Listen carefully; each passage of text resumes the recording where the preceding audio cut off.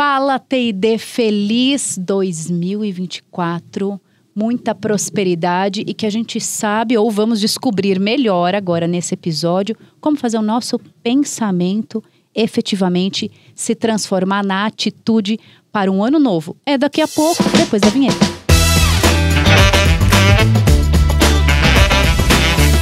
E estamos então começando esse novo ano com aqui o que eu posso já chamar de meu amigo, divisor de bancada, Igor. Bem-vindo. Elis, sempre muito bom. Feliz ano novo para todo mundo aí. A gente começa aqui com essa jornada, esse bate-papo, essas conversas cada vez mais instigantes, provocativas e levando o nosso propósito para vocês, que é desenvolver pessoas, ajudar vocês que desenvolvem pessoas. Elis, sempre bom estar contigo, muito bom. E a gente quer começar o ano efetivamente mudando de atitude. E o nosso convidado do ano, de início de ano, é especializado em tirar aqui da mente e fazer efetivamente a coisa acontecer. Eu tô aqui com o Norberto Abicair, que é consultor, é especialista em comportamento. Ele é master em neurolinguística, é diretor executivo da OP Treinamentos. Mas a gente não quer só saber o que tá no currículo. Ainda mais no início do ano, a gente quer saber quem é o Norberto como ser humano, o que não tá no seu LinkedIn. Seja bem-vindo. Obrigado, Elis. Olha, o Norberto é o pai da Laura, hein? Agora ele deixou de ser só o nome. É a parte mais importante, né? A Laura, minha filha, tá com 1 ano e meio. Foi um sonho aí de 12 anos. Uau. Desde que eu me casei com a minha esposa, lá em 2010. A gente já queria ter uma família e começava por ter um filho. Mas não foi fácil não, viu? Foi um longo processo.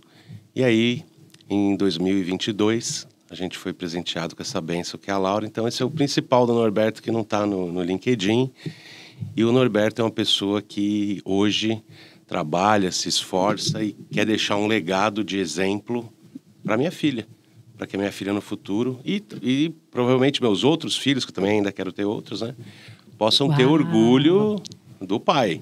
Né? De falar, meu pai foi um cara diferente, meu pai foi um cara legal, que eu dei exemplos, que eu dei modelos, referências positivas para a Laura e para os que vão vir em breve.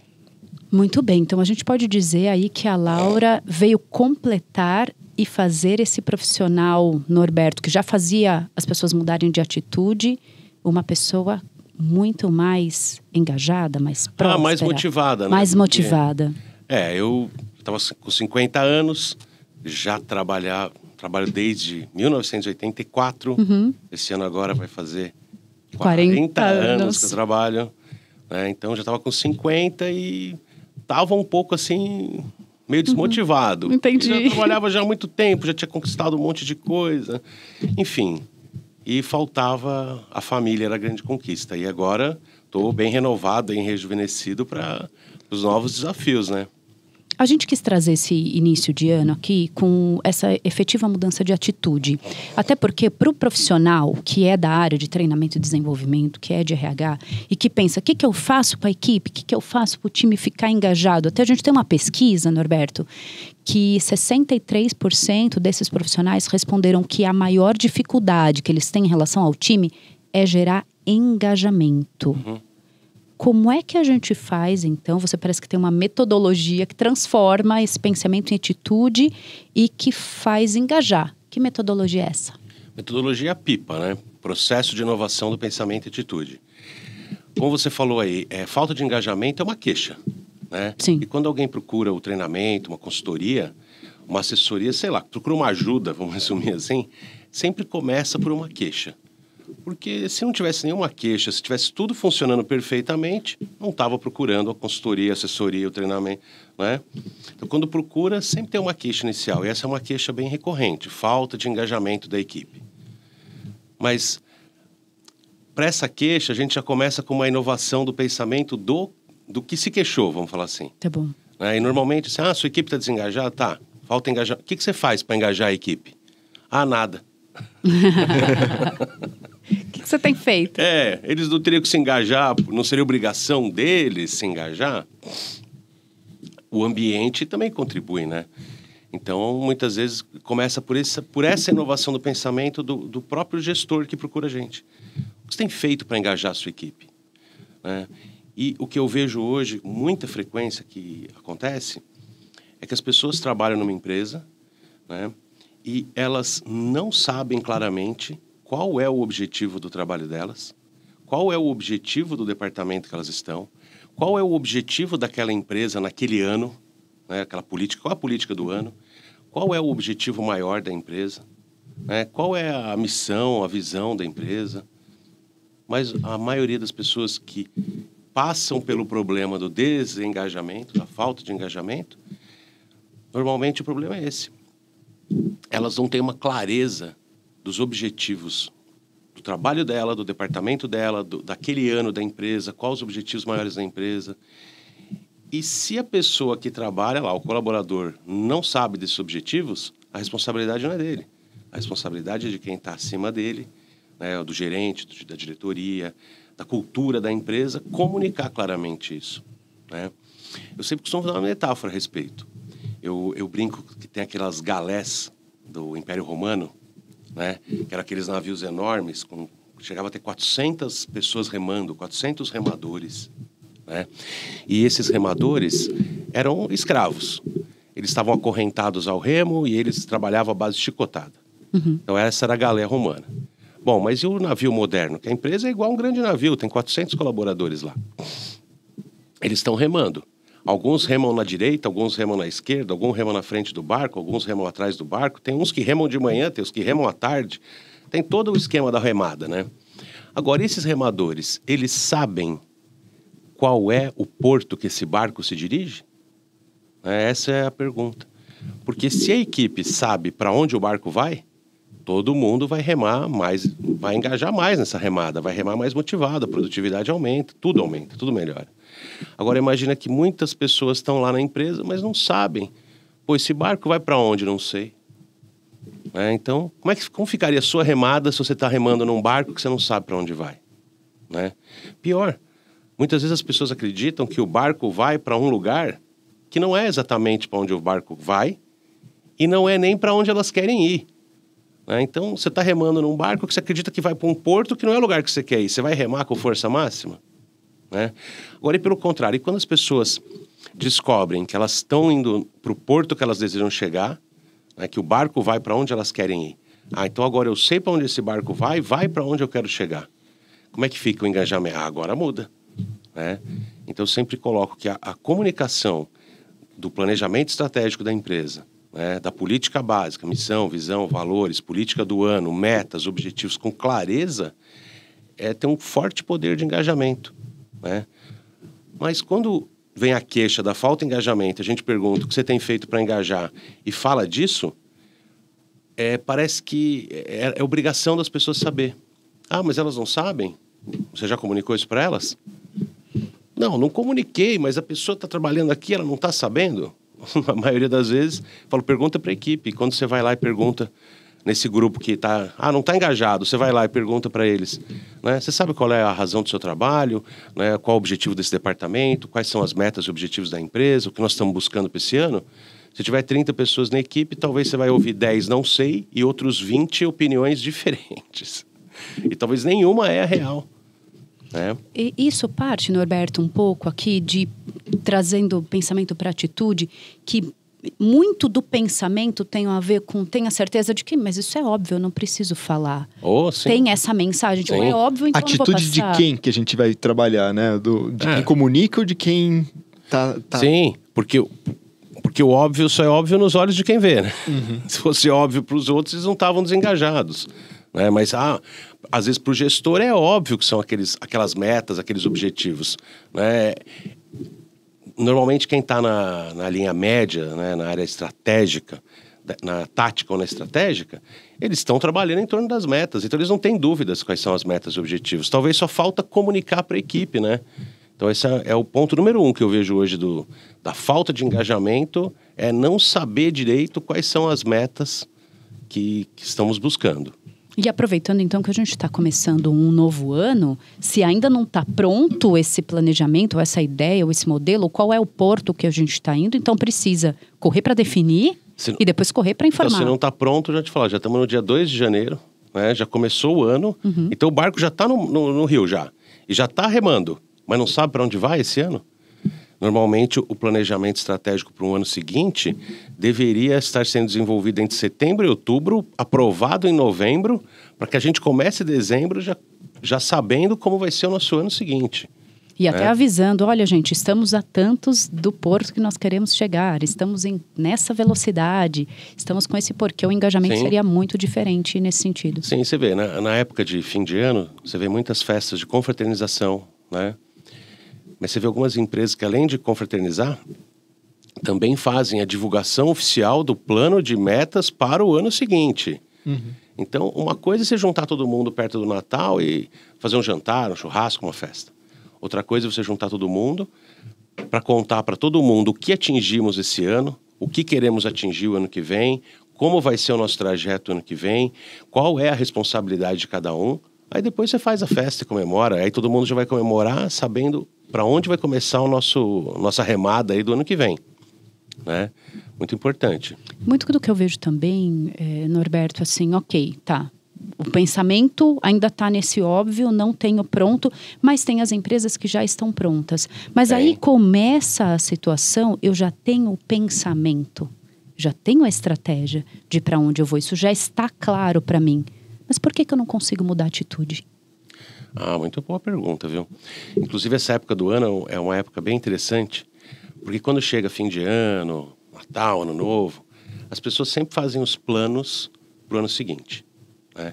Inclusive, algum tempo atrás, eu escrevi um artigo para uma revista sobre isso, né? E quando a revista me pediu o artigo, eu tinha acabado de passar por uma situação de um amigo secreto, reunião de amigos, onde esses amigos tinham um ritual lá. Eles escreviam, cada um num papel, os objetivos que tinham para o ano que vem. Aí depois todo mundo escrevia, eles pegavam uma lata, colocavam aqueles planos de cada um, lacrava a lata. E como eles eram amigos que se encontravam recorrentemente, eles só iam abrir aquilo no ano que vem, para ver o que cada um conquistou ou não, e iam repetir o ritual. Aí eu fui. Na verdade, eram amigos de uma amiga minha. Aí eu fui. E aí eu observei como é que foi, como é que estava sendo o que estava acontecendo ali, né, o processo. Então, eu vi que primeiro eles escreveram os planos do ano seguinte, né, os objetivos. Aí depois eles foram lá, abriram a lata e cada um pegou o seu plano para ler. E eu fiquei olhando. O que eu reparei? Que a maioria pediu para o ano seguinte a mesma coisa que tinha pedido para o ano passado. Uau! Né? A mesma coisa. Né? Então, a pessoa, 1 ano atrás, já desejava aquilo, já participou do rito, escreveu o papelzinho, colocou lá, passou 1 ano. Bom, ela nem abriu a lata para ver se ela conquistou ou não, ela já pediu a mesma coisa. Por quê? Porque ela já sabe que não conquistou. Né? E vou dar um exemplo disso, bem fácil para as pessoas entenderem. Nesses pedidos da latinha, tinham várias pessoas que tinham colocado lá, por exemplo, parar de fumar. Então a pessoa queria parar de fumar. Era um desejo dela. Passou 1 ano, ela pôs de novo, parar de fumar. Por quê? Porque passou 1 ano, ela não conseguiu. Então, olha só, vamos pensar na inovação do pensamento e na atitude a partir desse exemplo. Ó. Fumar é um comportamento. E a pessoa não quer mais executar esse comportamento, ela quer parar de fumar. Então, ela já mudou o pensamento dela. Porque em algum momento, ela pensou que ela queria fumar. E aí a atitude dela foi fumar. Ok, ela pensou, quero fumar, eu fumo. Tá tudo alinhado. Algum momento ela pensou, não quero fumar mais. Faz mal para minha saúde, faz mal para o meu bolso, faz mal para minha família, sei lá. Não quero mais fumar. Então ele mudou de pensamento. Ok, virou uma chave, mudou o pensamento. Mas e a atitude, o comportamento? A pessoa fala, não quero mais fumar, mas ela pensa isso e acende um cigarro. Ela fala que não quer mais fumar, para na padaria e compra um maço. Ela fala que não quer mais fumar, vai no supermercado fazer a compra de mês, compra um pacote. Aí você pergunta para ela, mas você não falou que não quer mais fumar? Eu não quero, mas eu não consigo mudar o comportamento. Então mudar o pensamento é uma coisa. Mudar o comportamento é outra, muito diferente. Vamos pegar um comportamento banal, mas que atrapalha muita gente, muita empresa. Pontualidade. Então, a pessoa tem costume de chegar atrasada. Aí o gestor dela, o gerente, chega lá, ó, você tem que cumprir o horário e tal. Aí ela fala, eu sei. Mas aí semana que vem, ela chega atrasada. Aí, conversam de novo, ela consegue, vamos dizer assim, cumprir 1 mês. Depois de 1 mês, chega atrasada. E vira e mexe e volta esse comportamento. A pessoa já sabe que que não é legal, ela quer mudar esse comportamento, talvez ela já perdeu a oportunidade, já perdeu o emprego, já perdeu uma promoção, já foi repreendida, enfim. Então ela já mudou o pensamento sobre isso, ela quer cumprir o horário. Só que ela não consegue mudar o comportamento. Então o que eu percebi ao longo do tempo? Que as pessoas que procuravam consultoria ou treinamento, de alguma forma, elas já sabiam quais comportamentos elas queriam mudar. Mas elas não conseguiam mudar o comportamento. Algumas vezes, as pessoas não têm um autoconhecimento suficiente para saber qual comportamento precisa mudar. Esse autoconhecimento tanto pode ser a pessoa, ela, do comportamento dela, autoconhecimento pessoal, quanto o gestor não tem autoconhecimento da sua própria equipe, do comportamento das pessoas, né? Basicamente, o que as pessoas veem é o quê? É o resultado. Hoje eu estou tendo este resultado, mas eu queria ter aquele resultado. Eu queria ter um resultado maior, melhor, sei lá, um resultado diferente do que eu estou tendo hoje. Então as pessoas olham para o resultado que elas querem ter, olham para o resultado que elas têm e elas veem que tem uma diferença, um gap. Bom, como que eu faço para alcançar o resultado que eu quero ter? Alguns já têm um autoconhecimento e uma estratégia, mas esbarram na dificuldade de mudança de comportamento das pessoas. Outros não, eles veem o resultado que eles querem ter, o que eles têm hoje, o gap, mas eles não sabem o que precisam fazer para alcançar. Então eles precisam também fazer uma inovação do pensamento estratégico deles, né? Agora, inovar o pensamento estratégico não garante que o resultado vai acontecer. Por quê? Porque tem gente que já teve o pensamento estratégico e esbarra na mudança das pessoas. Porque no fim, né, Elis, uma empresa, seja de 3 pessoas ou 400 pessoas, ela é composta de pessoas. Gente. De pessoas. E pessoas que mesmo quando querem mudar um comportamento como o de fumar que eu falei, eles já decidiram que querem mudar, mas não conseguem mudar. A mudança de comportamento é difícil, né? E nenhum comportamento muda também de uma hora para outra. Requer uma rotina, um esforço, né? Um processo. Por isso que até o P da pipa é o processo de inovação do pensamento e atitude, né? E também tem o fato de que as pessoas, no fundo, só mudam o que elas querem mudar. Essa é uma questão também. Porque, às vezes, eu que sou o chefe, quero que o cara chegue no horário, que seja pontual. Mas ele mesmo... Tá nem...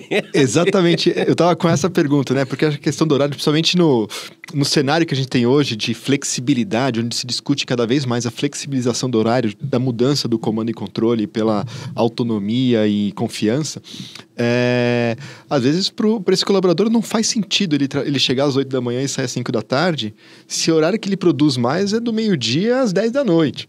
Né? Então, cabe também ao gestor entender essa mudança e ajustar a atitude dele também, né? Como que você enxerga esse equilíbrio de entendimento da situação, Norberto? Tem os dois lados, né? Porque também você tem que ter uma conversa clara, né? Para falar dos objetivos, o que impede e o colaborador também expressar suas ideias. Né? Abrir esse espaço? Sim, sim. Até porque quem mais sabe do problema que impede o colaborador de ter o resultado dele, não é o gestor dele, adivinha quem é? É ele que sabe. E quem pode dar ideias de como mudar também é ele. Né? Por isso eu até falei aí do chefe, né? Eu falei, o chefe, mas hoje a gente vê a importância do papel do líder. Né? Agora, só dá para o colaborador comunicar para o líder uma estratégia de como resolver um assunto pontual seu, se o líder comunicar para ele quais são os objetivos e quais são os pontos de melhoria, né? Dar os feedbacks. Que esse é um ponto que a gente vê hoje muito difícil também. Né? Se fala muito em empresa sobre feedback, né? Se fala feedback o tempo todo. Acho que todo mundo já participou por mais de um treinamento de feedback. Exato. Mas quando você vai numa equipe operacional mesmo, sabe o que você descobre? Que muitos não sabem exatamente o que é feedback. Né? Aí é uma devolutiva, tá, ok. E que muitos líderes gestores não sabem dar o feedback. Então eu vejo que tem pessoas em empresas que falam assim, não, mas eu não quero dar um feedback negativo, porque isso aí vai desmotivar a equipe. Se um feedback negativo for dado da forma errada, vai desmotivar a equipe. Mas se for dado da forma certa, vai engajar todo mundo, né? Às vezes eu vejo feedback positivo. Não dou feedback positivo. Por quê? Não precisa dar feedback positivo. Mas uma coisa que aumenta muito o engajamento é o feedback positivo. Então a gente vê que ainda falta, né, muito aí porque no fundo dar feedback, seja positivo ou negativo, comunicar objetivos, tudo que a gente vai falar aqui tem a ver com capacidades de comunicação. E hoje feedback nada mais é do que comunicação, né? É a comunicação constante, é o fluxo constante de comunicação. E o feedback é uma comunicação que ele tem razão e emoção junto. Né? Por quê? Porque tem um processo racional no feedback. O comportamento que você executa comparado à meta que você tem. É bem racional, é bem cartesiano, matemático, vetorial até a palavra correta, né? Agora, feedback sempre vai ter emoção envolvida. Né? Porque quando o feedback é negativo, a pessoa não gosta de receber. Quem vai dar o feedback não gosta de dar, vai ter que lidar com a emoção. Então, é um processo intenso de comunicação, né? Feedback, comunicar objetivos. Todo esse processo de comunicação é um processo difícil e que hoje em dia, por incrível que pareça, as pessoas estão usando muito os meios de comunicação, mas estão ficando meio destreinadas da comunicação. Exatamente. Né? Vou te contar um caso bem interessante. Faço consultoria para uma grande empresa de tecnologia. E aí, essa empresa deve ter mais de 5.000 colaboradores e pelo menos 300 da área de liderança já participaram do treinamento comigo. E aí um deles me relatou uma coisa interessante um dia. Que eles trabalham numa baia em U. E que nessa baia em U trabalham 8 pessoas na equipe, uma sala como essa, 3 viradas para lá, 3 viradas para cá, 2 viradas para cá. E ele, que é o gestor, virado para lá. Então eles trabalham numa baia em U, todo mundo de costa para todo mundo. E aí eles vinham tentando resolver um problema de um cliente da Índia, um software que eles fazem lá e tal, e o problema vinha sendo relatado por troca de e-mails. Então entrou para um e-mail que replicou para outro. Só de contar a gente acha engraçado. Né? E aí tem aquele e-mail com cópia para todos. Então o e-mail vem para o gerente, com cópia para o líder, né? Com cópia para os 8 da equipe, e eles ficam debatendo. E aí o líder dessa UGB, né, foi participar do treinamento comigo sobre comunicação. E aí eu falei umas coisas da comunicação. No dia seguinte, eu falei, para te contar uma coisa. Fiz uma coisa hoje incrível. Era durante a semana à noite. Né? Virou a cadeira. Virou a cadeira. Fiz uma coisa incrível. Uau. Cheguei lá. Pessoal, falou que ele bateu o palmo, me chamou. O pessoal até estranhou. Ele vira todo mundo a cadeira. A gente falou, a cadeira vira? Nem sabia. Nem sabia. Aí virou a cadeira e fizeram uma reunião, os 8. E em questão de 40 minutos, resolveram um problema técnico dessa operação que estava há meses com a troca de e-mail, não resolvia. Então a gente vê que hoje as pessoas estão se apegando muito às tecnologias de comunicação. Agora, qual os mais importantes aparelhos de comunicação que a gente tem? Qual? Boca, olho, ouvido, né? O tato, a pele, a sensibilidade. E quando a gente usa os meios de comunicação, o celular, a internet, a gente deixa um pouco de usar os nossos meios, né? Então a gente vê esse fato bem interessante. Pessoas que trabalham na mesma sala há 2, 3 meses discutindo um problema por e-mail, mas elas não eram capazes de conversar, né? E aí o próprio gestor falou assim, o primeiro culpado sou eu. Por quê? Ele falou assim, porque eu percebi uma coisa. Eu sempre fui uma pessoa introvertida, meio tímido, por isso que eu sempre gostei de computador, porque era eu comigo mesmo. Aí eu virei um bom técnico, fui contratado na empresa, deslanchei na carreira, fui promovido a líder da equipe. Na minha equipe, tem 8 técnicos que são muito parecidos comigo, que são introspectivos, que gostam de computador, e todo mundo é assim, meio tímido, ninguém gosta de se expor, ninguém gosta de falar, sabe? A gente gosta de ficar atrás do computador, né? Ele abriu o laptop assim, colocou a tela, falou, a tela tipo é um escudo, nos defende, né? Então a gente vê como hoje as pessoas têm essas dificuldades em comunicar várias coisas no ambiente empresarial, quando é dificuldade de comunicação delas mesmo, natural. Vem de casa, da família. E até a gente conecta assim essa questão do pensamento e atitude. Eles tinham toda a condição no pensamento para resolver aquele problema, mas eles estavam ali naquele pensamento. Tanto é que resolveram em 40 minutos. A partir de uma atitude, que é virar a cadeira, olhar um para o outro e efetivamente falar. Então vamos juntos agora, efetivamente, ter uma atitude para fazer isso. Então, estava no pensamento já deles. Só que não estava ali na atitude de efetivamente resolver e chegar no porto e remar junto para chegar no porto. Queria fazer mais uma conexão do que você trouxe, das histórias dos amigos aí que põem lá o pedido na lata e depois abre no outro ano depois. pede a mesma coisa. E eu já participei de treinamento com você e muito do que a gente também costuma fazer, né, Igor, é transferir para o papel. Quer dizer, tirar do pensamento algo que é abstrato e trazer para o físico, para um papel, para algo que eu possa tocar. E muita gente diz que quando você transforma isso para o papel, é muito mais possível de se realizar. Mas por que mesmo assim, nesse exemplo, e muito do que as empresas fazem, traz para o papel, traz para a apresentação, reúne a equipe, faz a apresentação dos objetivos, mas isso ainda assim não vai para a atitude. Então, qual é o caminho? Como é que faz para tirar do pensamento e ser atitude? Muito boa pergunta. Ó, nesse caso que eu contei do ritual lá dos desejos na lata, que eles lacravam e tal, tem uma parte interessante que é cada um escrever o que eu quero. Parar de fumar, comprar uma casa, terminar a faculdade, sei lá. O que eu quero, as pessoas escrevem. Agora, o mais importante é como vou fazer para conseguir o que eu quero. Plano de ação. Né? Então, quando as pessoas só colocam o que eu quero, está no campo do desejo. É um desejo, é o que eu quero. Né? E o desejo está quase no sonho. Tá. Né? Se a gente deixar um pouco mais abstrato o desejo, ele já vira sonho. A gente tem que deixar um pouco mais concreto o desejo. O desejo mais concreto vira um objetivo. Então seria um objetivo agora? Vamos fazer um plano de ação. Então, o que eu quero é isso? Como que eu vou fazer para conseguir isso? Né? O que eu vou fazer? Qual prazo? Né? Onde vai ser feito? Com qual recurso? Aí você tem que fazer um plano de ação. Então, não é da nossa cultura brasileira fazer plano de ação.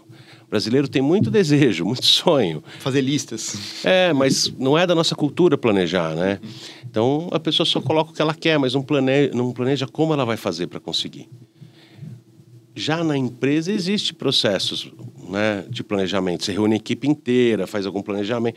O que eu acho interessante é que a mesma pessoa que trabalha numa empresa, que tem processo de planejamento, que planeja tudo na empresa, que bate meta todo mês, às vezes não planeja para a vida pessoal dela. Né? Isso que é muito interessante. Até eu, quando faço esse tipo de workshop de planejamento em empresa, eu abro o workshop fazendo uma ferramenta de autoconhecimento da vida pessoal e planos da vida pessoal. Né? Pego a pessoa, divido em 5 áreas a vida dela, mapeio como é o estado atual de cada área, qual é o estado desejado de cada área, plano de ação para conquistar coisa em cada área da vida dela. Aprendeu a fazer. Agora vamos aprender a fazer para a empresa. Porque é mais fácil você fazer o seu... De dentro para fora. De dentro para fora. E até porque eu acho que tem uma questão de alinhamento de metas. Porque, tá bom, eu tenho clareza qual é o porto que a gente vai. Mas por que eu vou lá? E aí, se eu entendo o meu plano de ação, o porquê que eu estou fazendo aquilo para a minha vida, eu entendo, eu estar aqui na empresa também vai fazer com que eu chegue mais rápido no meu planejamento. Sim, você contou aí que se torna relevante. Isso, exato. Né? E quando tem relevância, tem engajamento. Essa é a questão. Quando as pessoas estão num projeto que é relevante, elas se relevante engajam. para elas, né? Então, exatamente. É relevante aquilo, elas se engajam. Quando não é relevante, elas não se engajam. Agora, se elas não sabem a qual o objetivo daquilo realmente, elas também não vão conseguir saber se é relevante ou não. Né? Agora, também tem essa questão das pessoas descobrirem que estão num projeto, em algo que não é relevante para elas. E que elas estão ali de corpo, mas não estão de alma, de emoção, de coração. Elas estão fazendo número, né? Também é uma decisão que as pessoas têm que tomar também. Se você acha que você está num trabalho que não é relevante para você, o projeto que você está não é relevante para você, então você também toma uma atitude. Tem que tomar atitudes. Tira do pensamento. Ou buscar relevância, né? Porque às vezes você fala assim, olha, tudo bem, eu vou aceitar isso aqui porque meu objetivo agora é financeiro para outras coisas. Sim. Mas a hora que você traz esse entendimento do seu papel naquele momento, as coisas ficam mais fáceis e mais leves, né? Tem um ponto do plano de ação que a gente começou a fazer nos eventos da BTD, porque a gente faz muitos treinamentos, muitos workshops lá na BTD, e tem a avaliação de reação. A gente fez uma pequena mudança na avaliação de reação de ser parceiro do participante dos nossos eventos, do aluno. Tá, qual que é o primeiro passo? O que você vai mudar a partir de agora que você participou desse treinamento. Porque não adianta você participa de vários workshops, vários cursos e assim tá. E aí na segunda-feira tudo continua como começou, como estava antes, as demandas continuam acontecendo, né? Então, esse olhar, tá? O que eu vou mudar de atitude a partir desse primeiro treinamento é um bom caminho, né? Que outras dicas você traz para gente? Sim, olha só. O mudar de atitude tem que partir de um querer dela mudar. Uhum. Então, talvez alguém quer que ela mude de atitude, mas talvez ela tenha que expandir uma consciência dela primeiro. Ela entender qual a relevância daquela de mudança de atitude, aonde aquilo vai levar ela positivamente. Então, talvez para que ela mude mesmo, ela tem que ter um novo pensamento sobre aquilo. Uhum. Né? Vou dar um exemplo fora do trabalho, mas que é muito, muito recorrente para mim. Né? Eu quero que meu marido mude de atitude. Eu quero que a minha esposa mude de atitude.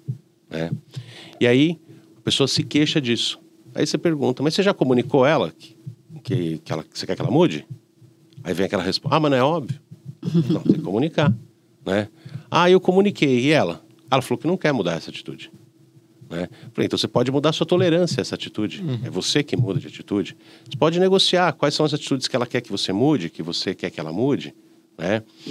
E aí eu falo, mas a minha esposa, mas não muda. Eu falo, bom, sabe como é que você faz pro outro mudar? Muda você. Muda você de atitude. Né? Muitas vezes os gestores querem que a equipe mude de atitude, mas eles não mudam de atitude. Uhum. Então, acho que sempre o treinamento que envolve mudança de atitude é um treinamento atitudinal. Né? Ele é algo comportamental. Atitudinal vai trabalhar o trio, né? A reação, a ação e a capacidade. Uhum. Né? Então, se você quer que as pessoas mudem suas ações, né, seus comportamentos, vai trabalhar na linha comportamental. Esse treinamento atitudinal, comportamental, ele sempre vai funcionar quando ele for top-down. Uhum. Quando a liderança mudar primeiro e der o exemplo primeiro. Né? Então, sempre é interessante que vai haver, vamos dizer, uma grande mudança de cultura numa empresa. Não adianta querer que a base mude a cultura, o comportamento, se a diretoria não mudar. Não adianta. Vai ter que mudar a presidência, o CEO, vamos dizer assim, não mudar as pessoas, mudar o comportamento, aí vai mudar o comportamento na diretoria, aí vai mudar na gerência, e aí vai mudar na equipe toda. Uhum. Né? Agora, não adianta só que queira que a mudança de comportamento mude embaixo, se quem está em cima não dá exemplo. Um bom exemplo de falar disso é uma família também. Uhum. Né? O pai e a mãe querem que os filhos mudem o comportamento alimentar, vamos falar assim. Que os filhos parem de comer salgadinho e comam verdura. Né? Tá. Mas daí você olha os pais. Eles comem? Não. Né? Então eles querem que os outros mudem de atitude. Não, quem tem que mudar primeiro é quem está acima, quem está à frente, quem dá o exemplo. Uhum. Aí quando você muda o exemplo, aí você muda o reflexo do exemplo também, né?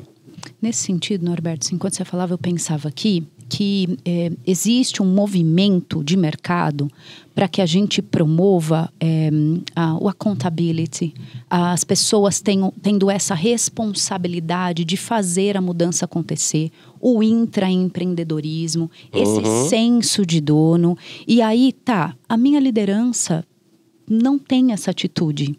Às vezes, quiçá, não tem nem o pensamento. Mas eu estou percebendo que esse ambiente poderia ser muito melhor se a gente fizesse coisas diferentes, se tivéssemos outras atitudes. Quando é que, e você também atua muito diretamente com as pessoas... Você está dando um exemplo, quando você falou a minha liderança, você olhando de baixo para cima. E para quem está assistindo, para quem está acompanhando, não, mas a minha liderança não está fazendo isso, não alcança e eu preciso de mais, eu sinto mais, eu quero ter mais pista. Como é que quem está acompanhando, então, faz essa mudança de atitude acontecer, mesmo sem ter o cargo da liderança? Então, olha só. Quando você tem relações de chefia, você tem hierarquia de cargo. Isso. Né? Então, a gente até brinca que fala assim, chefe você não pode ter dois, né? Tem que ter um só. Né? Agora, e líder? Líder não depende de hierarquia. Líder depende de dar o exemplo, de tomar a atitude. Então, você pode não ser o gerente da sua equipe, né? Você é um membro da equipe, tem o gerente. Mas você pode dar exemplos de mudança, de inovação, de intraempreendedorismo. Porque vamos supor que nós aqui somos a equipe, né? E temos o nosso gerente. E se você começa a dar um exemplo positivo, de fazer alguma coisa diferente, se engajar mais e ter um resultado melhor, o seu exemplo começa a contagiar a mim e começa a contagiar ele. Sabe o que você virou nossa? Nossa líder. Você não é nossa chefe. Mas se o seu exemplo está inspirando a gente a fazer algo diferente, você está se tornando uma líder. E líder não depende de hierarquia, né?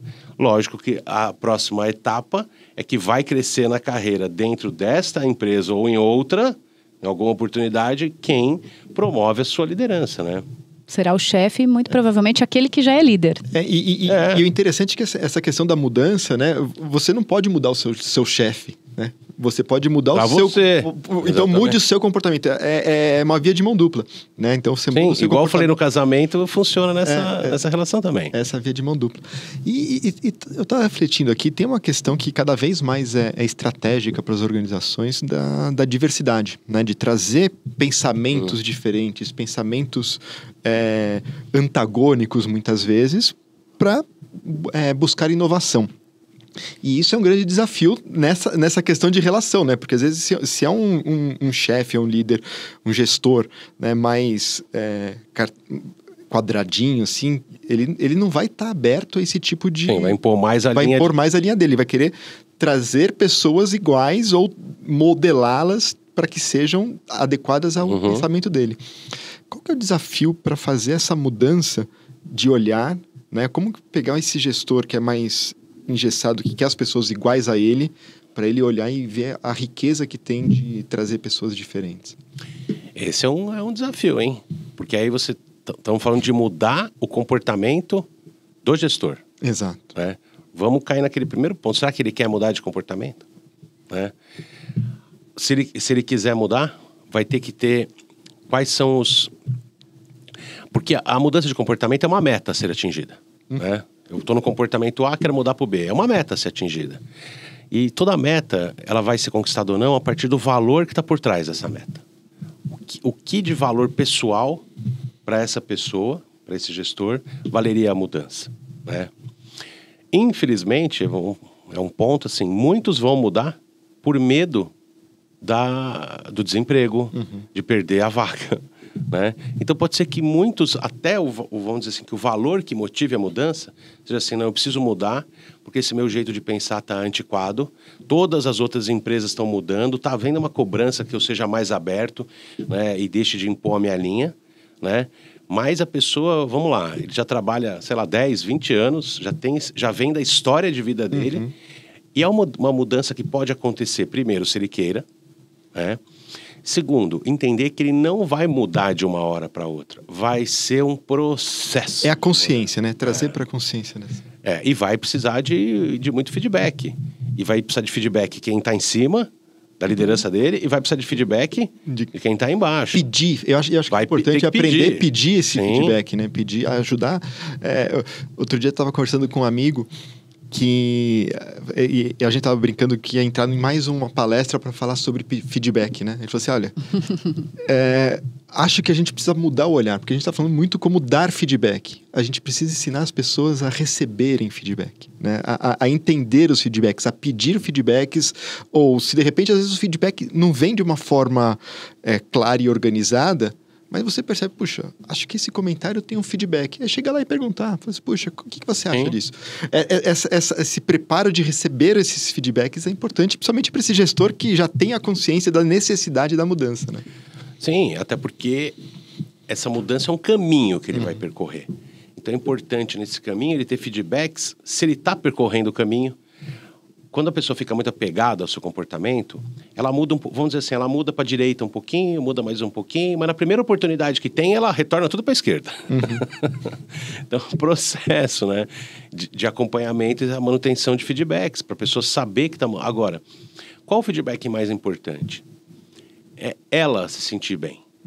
É ela perceber que ela está sendo mais acolhida pela empresa, que toda transformação de comportamento não vai acontecer só no ambiente de trabalho. Se muda um comportamento da pessoa, também vai acontecer no ambiente familiar, no ambiente social, né?